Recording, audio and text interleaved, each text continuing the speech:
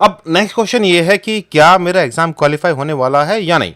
मतलब हम बात करने वाले हैं कट ऑफ की। ये कट ऑफ वाली कहानी जून एग्जाम के रिजल्ट पर डिपेंड है और उसी के बेस पर हम लोग बात करने वाले हैं कि आने वाले एग्जाम में अभी हम क्या एक्सपेक्ट करने वाले हैं। अगर मैं जेआरएफ की बात करूं और सब्जेक्ट है केमिकल साइंस, तो देखिए सबसे ज्यादा कट ऑफ आपको अनरिजर्व कैटेगरी में मिलेंगे क्योंकि वहां लोग ज्यादा हैं। यहाँ है 55.5, तो अर्थ साइंस में ये है 56.9 और लाइफ साइंस में ये है 99.08। बट रिमेंबर ये परसेंटाइल है। अब देखिए सपोज अगर 80,000 लोगों ने एग्जाम दिया है और फेलोशिप है मेरे पास केवल 800, तो भाई इन 80,000 में से केवल 800 बच्चों को ही तो मैं फेलोशिप दे पाऊंगा ना। तो सीधा by default automatic cut off जो जाएगा इस कहानी में वो 99 परसेंटाइल से ऊपर ही जाएगा, डिपेंडिंग की फेलोशिप कितनी अवेलेबल है जनरल कैटेगरी के लिए। तो जनरल कैटेगरी के लिए जितने लोग बैठे थे उनमें से केवल 1% लोग को ही वो दे सकते हैं फेलोशिप। फेलोशिप और प्रपोर्शन में इतना डिफरेंस है, ये इंडिकेट कर रहा होता है। ये जो 99 परसेंटाइल जिसका भी आया, इससे ऊपर जिनके भी आए होंगे, इसका मतलब ये नहीं है कि इनके नंबर इतने आ गए हैं। ये परसेंटाइल है। जो टॉपर होता है CSIR नेट एग्जाम का, आमतौर पे 65% से लेकर के 75% नंबर वाला टॉपर हो सकता है, डिपेंडिंग की एग्जाम की स्ट्रेंथ कितनी थी।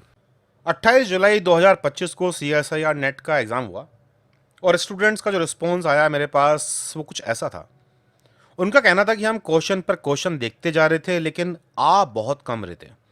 क्वेश्चन कहाँ से निकाल करके लाए हैं, कैसे लाए हैं, मतलब हिम्मत तोड़ने वाला पेपर था कई स्टूडेंट्स के लिए। और अल्टीमेटली सवाल ये भी था कि सिलेबस के क्वेश्चन थे या कहीं और से, और सिलेबस में इतने सारे इंपॉर्टेंट बातें छोड़ करके वो क्वेश्चन कहाँ कहाँ से निकाल करके लाए हैं। देखिए पिछले कुछ सालों में एग्जाम का पैटर्न काफ़ी बदला है।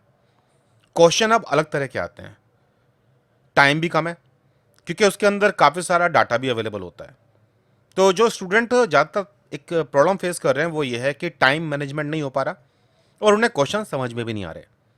इसी चीज़ को तोड़ने के लिए हम लोगों ने एक सीरीज लॉन्च की है जिसका नाम है सॉल्व लाइक अ प्रो। ये CSIR net JRF preparation series है। यहाँ हम लोग एग्जाम की प्रिपरेशन करेंगे लेकिन क्वेश्चनों के थ्रू।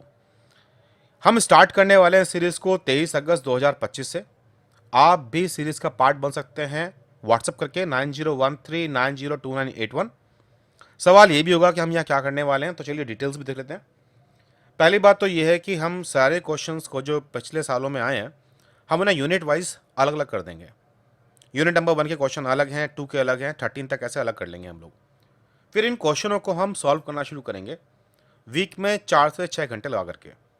ये सारे लाइव सेशन के थ्रू होंगे, वीडियो क्लास में। इवनिंग आवर्स में हम लोग करेंगे ऑनलाइन क्लास और यहाँ पे हम सॉल्यूशन देखेंगे, क्वेश्चन को पढ़ना सीखेंगे, फास्ट कैसे क्वेश्चन करा जाता है ये सब सीखने वाले हैं हम लोग, सॉल्यूशंस को पूरे डिटेल इन्फॉर्मेशन के साथ। इंटरेक्शन 1 to 1 होगा। बीच में तुम्हें कोई बात समझ में नहीं आई तो तुम्हारा माइक ऑन करके बोल सकते हो, चैटिंग की जरूरत नहीं है। ये लाइव सेशन है जैसे स्काइप पर होते हैं उस टाइप के सेशंस। और साथ में हम लोग आपकी हेल्प भी करने वाले हैं आपके टॉपिक्स को प्रिपेयर करने के लिए। अब जैसे एग्जाम्पल के रूप में अभी जो ये 28 जुलाई वाला एग्जाम था इसमें यूनिट नंबर 1 में कौन कौन से क्वेश्चन आए थे। तो क्वेश्चन नंबर 65 जिसमें रामाचंद्रन मैप की बात की गई थी, ये क्वेश्चन यूनिट नंबर 1 का था। इसके अलावा PKA की बात कर रखी थी तो ये भी यूनिट नंबर 1 का क्वेश्चन है, यूरिया साइकिल। और इसके साथ ही ट्रांसफर आरएनए के मॉडिफिकेशंस। सिमिलरली सेक्शन C के अंदर हमने देखा कि जो ये Vmax और Kcat वाली टर्न ओवर नंबर वाली कहानी है ये यूनिट नंबर 1 का क्वेश्चन था। इसके अलावा एक वाटसन क्रिक GC पेयरिंग पर लेकर के कुछ कैलकुलेशंस थी और पीएच को लेकर कैलकुलेशन थी। साथ ही हमारे पास एक माई आरएनए की सीक्वेंस दी गई थी और टारगेट आरएनए में ढूंढने के लिए कहा गया था उसके लोकेशन को, और साथ में हमें प्रोटीन की थर्मोस्टेबिलिटी के लिए ग्राफ दिए गए थे। एक क्वेश्चन था अल्फा हेलिक्स का जिसमें रेसिड्यूज दे रखे थे और फिर कुछ कैलकुलेशन कर रखी थी, एंट्रोपी वाली बात। ये सारी बातें यूनिट नंबर 1 की हैं। अब देखिए यूनिट नंबर 1 में बहुत कुछ है करने के लिए, लेकिन फिर भी उन्होंने क्वेश्चन इस तरह से दिए हैं कि आम स्टूडेंट कर भी ना पाए। कुल मिलाकर के 4 क्वेश्चन 50 में से 20 सेक्शन के अंदर अवेलेबल थे, जबकि आपको 35 करने होते हैं, तो मतलब 10% के आसपास। C में 25 क्वेश्चन करने होते हैं आपको। इन 25 में से 6 सोच के देखिए 20% के आसपास, ये केवल यूनिट नंबर 1 से थे आउट ऑफ 75। तो अगर हम स्ट्रेटजी के साथ प्लानिंग करके अपने एग्जाम की प्रिपरेशन करेंगे, अभी हमारे पास 6 महीने का टाइम है एग्जाम के लिए, तो 6 महीने में हम लोग जहां एक तरफ आप अपनी पढ़ाई कर रहे हैं तो दूसरी तरफ आप क्वेश्चनों को करना भी सीख जाओगे। भाई आप पढ़ के तो जा रहे हो लेकिन आप 3 घंटे में पेपर सॉल्व नहीं कर पा रहे, क्वेश्चन आपको समझ में नहीं आ रहे, तो आप अपनी जानकारी का इस्तेमाल नहीं कर पा रहे। तो एक तरह का बूस्टर कोर्स है ये, जहां पे आपको चांस मिलता है कि आप एग्जाम वाले दिन बढ़िया परफॉर्म कर सको, रहते हुए टाइम में सारे क्वेश्चन कर लो और अल्टीमेटली आप कहो कि भाई हमारी तैयारी बढ़िया थी और हमारा पेपर बढ़िया गया है। तो कोर्स का नाम है solve like a pro, CSIR net JRF exam prep series है। 23 अगस्त 2025 से शुरू हो रहा है और कोर्स को ज्वाइन करने के लिए आपको मुझे व्हाट्सअप करना है 9013902981। चलिए फिर जल्दी मिलते हैं इस कोर्स की तैयारी में, तब तक के लिए बाय बाय। हम बात करें मैथमेटिकल साइंस में तो 58.8 और फिजिकल साइंस में 43.8। अब जिनमें परसेंटेज दे रखा है केमिकल साइंस में, अर्थ साइंस में, मैथमेटिकल साइंस और फिजिकल साइंस, तो अनरिजर्व कैटेगरी में जो कट ऑफ्स हैं देख लो, ये कोई बहुत बड़ी कट ऑफ नहीं है, 60% भी नहीं है किसी के अंदर। तो इसलिए ये मान के चलो कि कट ऑफ बहुत ज्यादा नहीं जाने वाली परसेंटेज के मामले में। अगर तुमने 75% नंबर स्कोर कर रखे हैं पेपर में अपने, तुम्हारा स्कोर इतना अच्छा बन रहा है, भाई तुम बढ़िया हो, जीत गए तुम, तो किला फतेह कर लिया तुमने। EWS कैटेगरी देखो, ये जर्नल जो अनरिजर्व कैटेगरी है उससे तो हमेशा सी कट ऑफ कम होती है, 47 है केमिकल में, अर्थ में 51, और यहाँ लाइफ साइंस की बात करें तो 3% का फर्क है यहाँ पे, और फिर मैथमेटिक्स में है 50 और फिर फिजिकल साइंस में है 36 के आसपास। ओबीसी में कोई बहुत बड़ा डिफरेंस देखने को नहीं मिलता। तो जो मुझे EWS का कट ऑफ है लगभग वैसा ही कट ऑफ मुझे ओबीसी का भी देखने को मिलता है। SC फर्क है काफी, ST में 87 तक बात पहुंच गई और PWD में 69.13। तुम जानते भी कि यहाँ लोग बहुत कम होते हैं। देखिए किसी भी एग्जाम का जो मिनिमम कट ऑफ है वो 25 है। कई बार CSIR नेट के एग्जाम ऐसे भी आए हैं जब लोगों ने 25% नंबर निकालने भारी पड़ गई PWD कैटेगरी में, ST कैटेगरी में, तब हमें वहां पे कट ऑफ देखने को मिला उतना 25। उससे नीचे अगर किसी के आएंगे तो सेलेक्ट नहीं करेंगे। ये है JRF के लिए। अब अगर मैं बात करूं LS वाली कहानी, तो अनरिजर्व कैटेगरी केमिकल साइंस है 49.9, अर्थ साइंस है 51.2, लाइफ साइंस 98.34। बहुत तो बड़ा डिफरेंस यहां भी नहीं है। अगेन अनरिजर्व कैटेगरी में LS बहुत ज्यादा नहीं दिए जाते। मैथमेटिकल साइंस में 52 और फिजिकल साइंस में 39। EWS कैटेगरी ऐसे ही जैसे मैंने वहां देखा था, यहाँ भी परसेंटेज और परसेंट का डिफरेंट है, लगभग 3-4% का फर्क रहता है। और ओबीसी और ये दोनों लगभग आसपास ही रहते हैं। तो लाइफ साइंस में 94.4 EWS और ओबीसी में 93.7, SC कैटेगरी में 87.84, ST कैटेगरी में 83.74 और PWD में 69.1। अलग अलग सब्जेक्ट की कट ऑफ्स अलग अलग तरीके से हमें देखने को मिलेंगी, लेकिन अगेन बहुत बड़ा डिफरेंस ऐसा हो जाएगा कि इस बार के एग्जाम में देखने को मिल जाए, मूल जो रूप से चेंज हो जाए, ऐसा कुछ देखने को नहीं मिलने वाला।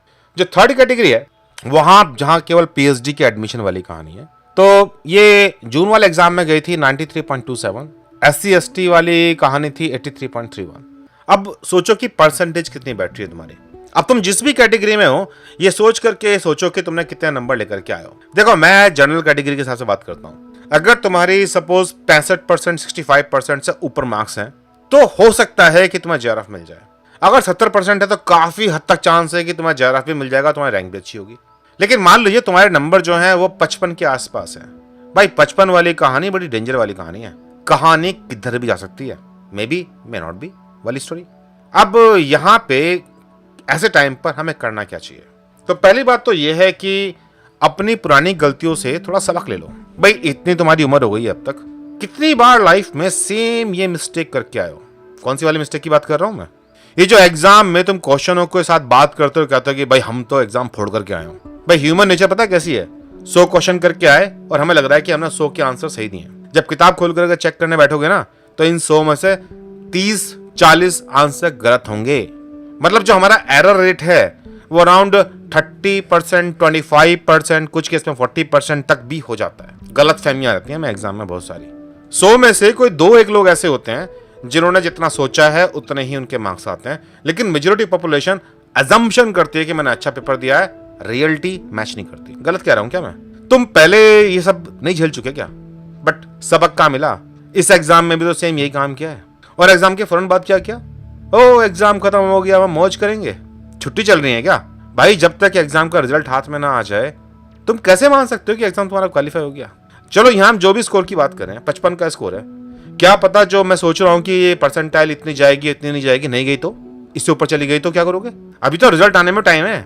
जरा मुझे बताना कि एग्जाम से लेकर के आज तक के दिन में तुमने कितनी पढ़ाई कर लिया, मतलब अब तो स्कोर कार्ड भी देख लिया।